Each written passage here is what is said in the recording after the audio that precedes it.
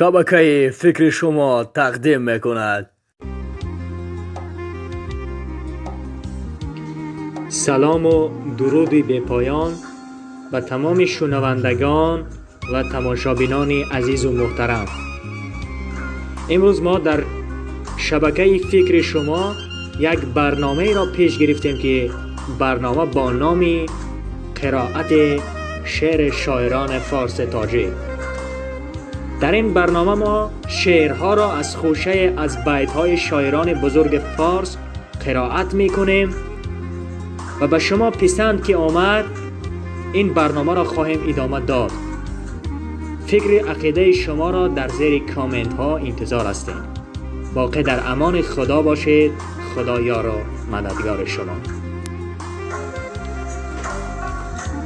از آمدن و رفتن ما سود کو و از تار وجودی بودی ما پود کو. از آتش چرخ چشم پاکان وجود می سوزد و خاک می شود دود کو. اسرار ازل را نه تو دانی و نه من، اسرار ازل را نه تو دانی و نه من، و نه حرف معما نه تو خوانی و نه من. هست از پس پرده گفتگوی من و تو، چون پرده در افتد نه تو مانی و نه من.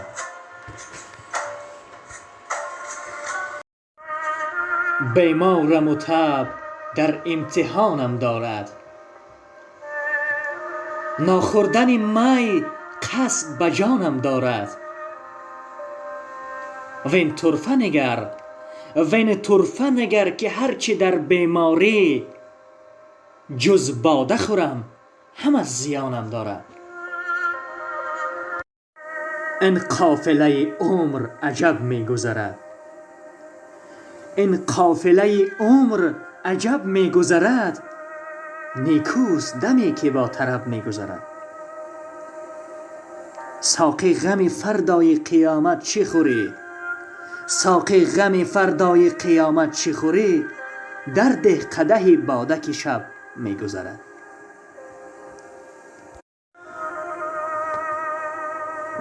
من باده خورم ولی که مستی نکنم، من باده خورم ولی که مستی نکنم، الا به قدح دراز دستی نکنم. دانی که غرضم ز می پرستی چی بود؟ تا من چو تو خویشتن پرستی نکنم. تاجیکستان سرنوشت عشق سوزانی من است، ذره خاکی عزیزش داروی جانی من است. در بر گهواره شراب یافتم، تخت سنگی کوهسارش تخت سامانی من است.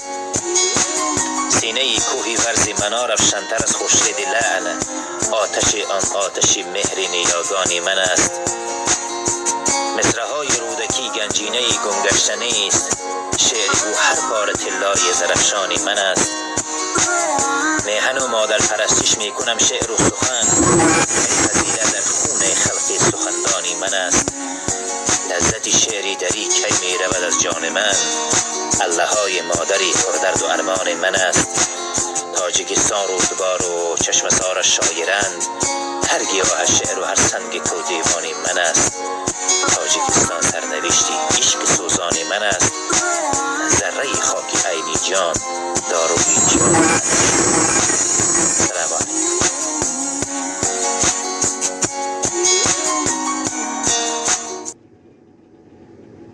دوستان عزیز، یک خواهش، کانال ورزی منار، کانال برادر ما در آمده دستگیری کنید.